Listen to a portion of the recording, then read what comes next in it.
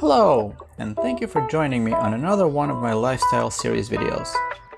For those of you who don't know me, my name is Dmitry, and I'm an American expat living in the Philippines. Here, I'm going to share with you how my life is going living in Metro Manila.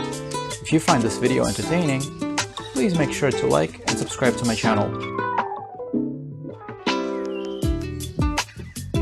And now, sit back, relax, and enjoy as I take you on a journey of my daily life as a time-lapse traveler.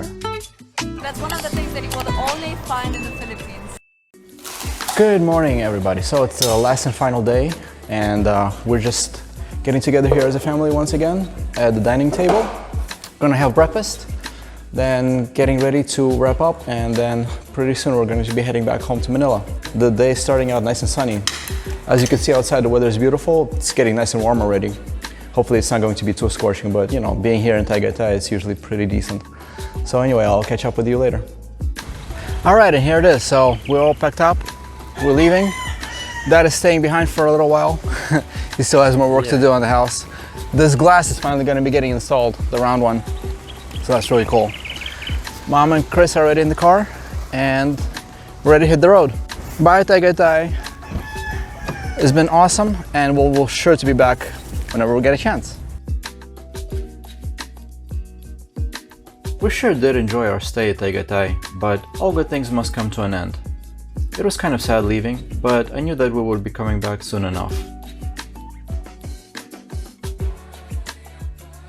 Before leaving from Tagaytay, we just had to stop by this place.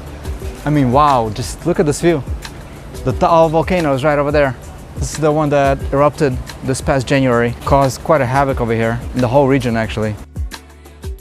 You might have seen it actually also in one of my previous videos where Chris and I went over here to the region together with her parents and her cousin. We went to a couple of different shelters to bring some supplies, some food, some clothing, blankets, some soap, some water. Yeah, just wanted to do a little bit to help out the community. Looks like they recovered quite nicely. I mean, it's been a while already, almost a year, but the view has never been more amazing. So, is it any good? So good. Yeah? Sounds really good hearing you say that. Yeah, the Starbucks brownies are so good. Look at this chocolatey goodness. Wow.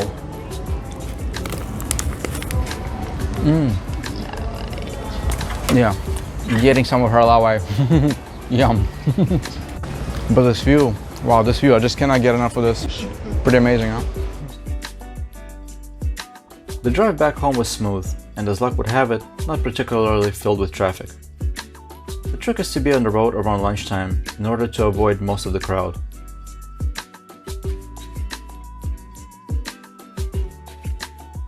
Another thing that helped us get home more quickly was the recently completed portion of the Cadillacs Highway, otherwise known as the Cavite-Laguna Expressway, which is still under construction in other parts of this major new system. This is a modern highway with RFID sensors to pay the tolls without having to stop to be on the slow line to deal with the exact change. Let's hope that in the future there will be a toll collection checkpoint with special lanes where drivers won't have to slow down at all to get their chip scanned while going at full speed. I'm not saying that I'm a big fan of having a system which is not bulletproof against hacking that scans your personal data at a distance, but since it's clearly an unavoidable way of the world of the 21st century, might as well do it right. This is a much needed infrastructure upgrade to the congested roads and will not only help with the traffic, but local businesses as well. Driving down this expressway felt like being on a well-built American or European highway, and I'm really glad to see this modernizing upgrade that the whole country will clearly benefit from.